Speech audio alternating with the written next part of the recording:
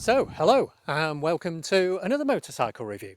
So, this time around it's going to be a long-term and touring review of my 1200 Scrambler XE. So, I've had the bike now for around 5 months. I've done just over 4,000 miles and I've just got back from a trip to Europe where I took the Hull to Zeebrugge ferry. I went over to the Vosges National Park in France. I think that's pronounced right. Apologies to any French people watching this. From there, I went over to the Black Forest. Then I hit the Alps, where I ate quite a lot of cake and probably too much cheese and a lot of beer. And then I came back home again. So in total, I did around 1,800 miles, had a really fabulous time. But I have to say, there were also a couple of niggles, which I'll tell you about during the course of this video.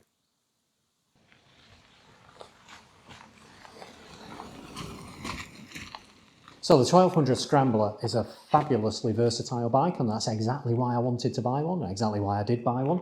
You know, and as you can see, on really bendy, narrow roads with slightly dodgy tarmac and kind of like dust and bits of gravel on them, like you get in the Vosges National Park, the bike absolutely comes alive. You know, it's like slalom skiing, just flip-flopping it from side to side, keep it in fourth gear, and it's totally fabulous. And then, of course, when you turn your head and you can see a dirt trail, you know, why not? You just go off and explore it. I mean, it's great. I mean, I've had a 1200 GS before, and although, sorry, an 1150 GS before, and although I did have the old Adventure on it, I never really felt like taking it off-road. It just kind of like felt too big and bulky. But with the Triumph, I'm perfectly happy to try anything. I mean, the thing is, keep it away from mud. I don't want to be doing any jumps, and I certainly don't want to be wheeling over anything because that's just going to end up in disaster.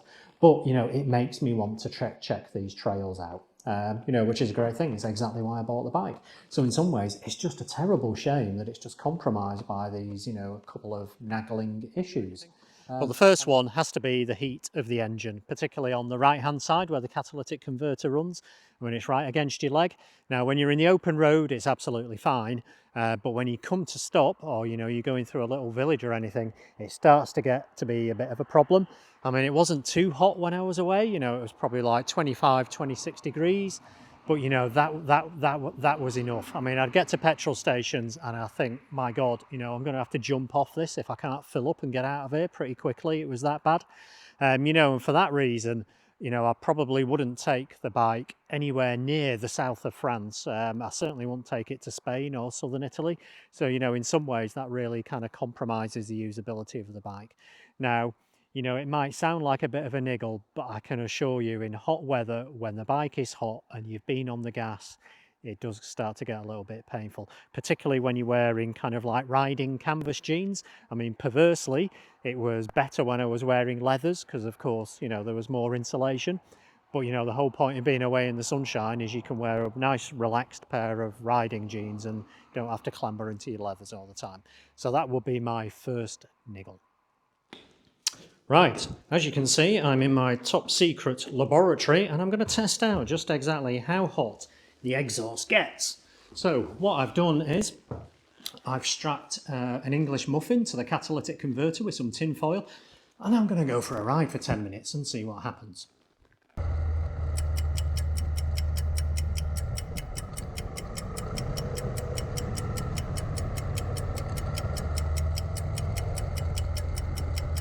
Okay, 10 minutes later, and what have we got? Look at that, a perfectly toasted English muffin ready for lashings of butter and marmite. I mean, spread love, not hate, and if you look really, really close enough, you might be able to see the image of St. John of Bloor burnt into the muffin. Now, if that's not a miracle, I don't know what is.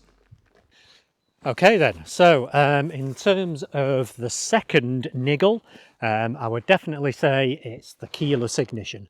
I mean, first of all, I don't know why I really need it, and I'm not sure if anyone needs it really, to be honest.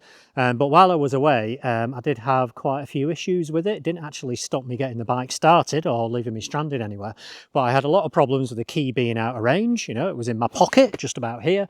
So what I had to do was take it out and put it in the steering lock. So basically, I had a key that's in exactly the same place as a normal ignition key would be. So, I mean, what's all that about? The other thing is, while I was away in France and riding through the woods peculiarly, it kept saying that the battery in the key was dying down. So I started to get very paranoid then because I hadn't brought my spare key out. So I had a few issues with that, and it also did it on the ferry as well, which was a bit worrying.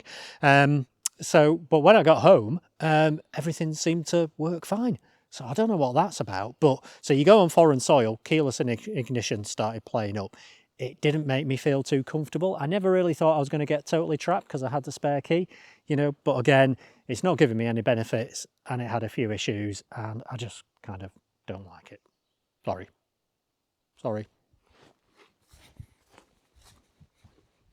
That's about it from me. So in summary then, the 1200 Scrambler XE is a fabulous bike.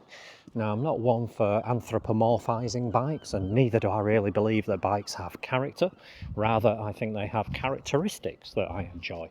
And as such, I think the Triumph 1200 Scrambler is just missing a few of those characteristics.